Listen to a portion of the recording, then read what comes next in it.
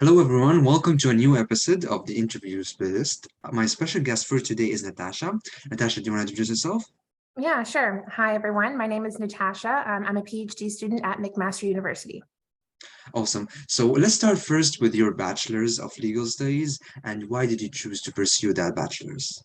Yeah, so I chose legal studies just because I think I excelled in social sciences in high school.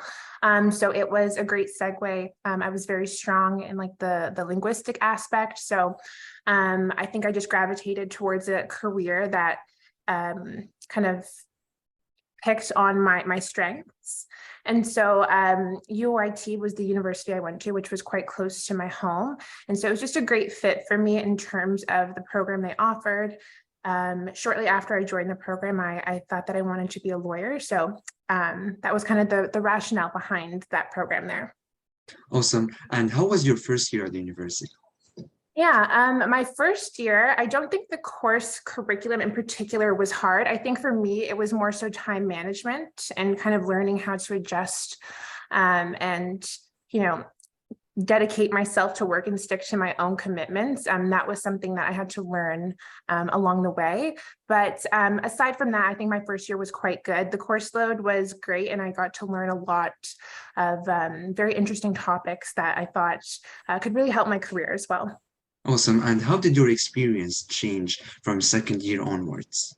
Yeah, onwards, I think that I was able to delve into topics more. So I got to learn more details about these topics. And I think that that was what helped me decide my career path as well, getting to learn more about the field.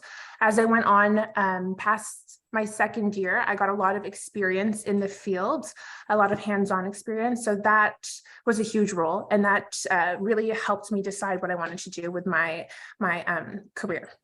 Perfect. And what was the, I would say, like the most important factor determining in you pursuing graduate studies like global health, like we're doing currently, instead of becoming a lawyer? Yeah, so along the way as well, I've actually switched from legal studies to more so healthcare. I considered medical school at one point as well. I think that it was my volunteer experience that really piqued my interest in healthcare and health equity. And so legal studies was great in helping me cultivate skills in advocacy and learning about kind of like ethics and things like that.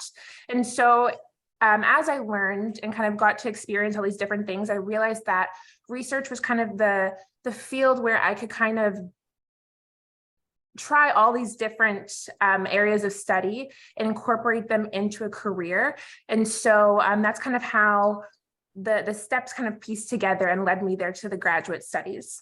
Awesome. And how did you enter the world of research?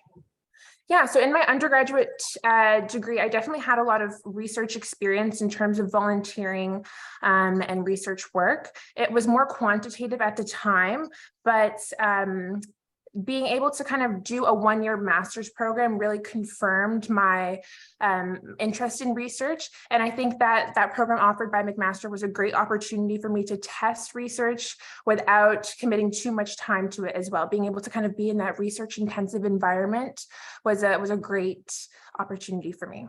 Awesome. Was it a course-based master program? No, mine was a thesis-based, but the program has two streams. So you can choose course-based or thesis-based depending on your goals.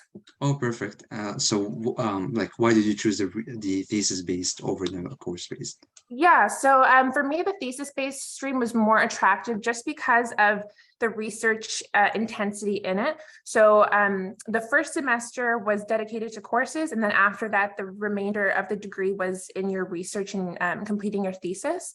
And so I really liked the idea of being able to carry out a research project from beginning to end, and then be able to write a manuscript and kind of focus on publication and have that experience in that way.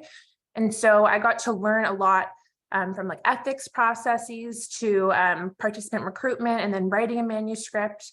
And so I really liked having that experience, and that was what drew me to that particular stream. Perfect. And were you able to do some placements at local organizations through your master program? So not in my stream in particular. My stream, I was able to work with doctors to kind of work on my project. However, in the course-based stream, they were offered that practicum-based experience to work with organizations in the health field. Perfect. And what influenced you to continue into a PhD program? Yeah, so the master's experience was a really great experience for me.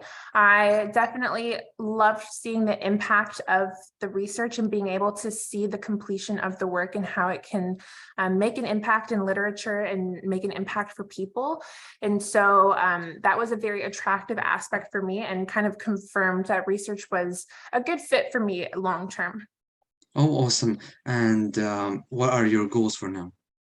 Yeah, so I think that completing the PhD is a very exciting goal, and then hopefully teaching after that as well. But research definitely will always be a priority for me. I am very passionate about child health research, and so being able to conduct that research and see how it impacts people and how it can benefit them is definitely very important to me. Awesome. And what does your typical day look like as a PhD student?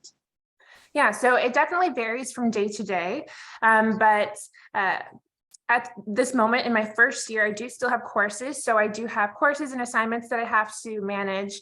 I do also have meetings that are both related to my PhD work. And then I work within a lab at the university as well.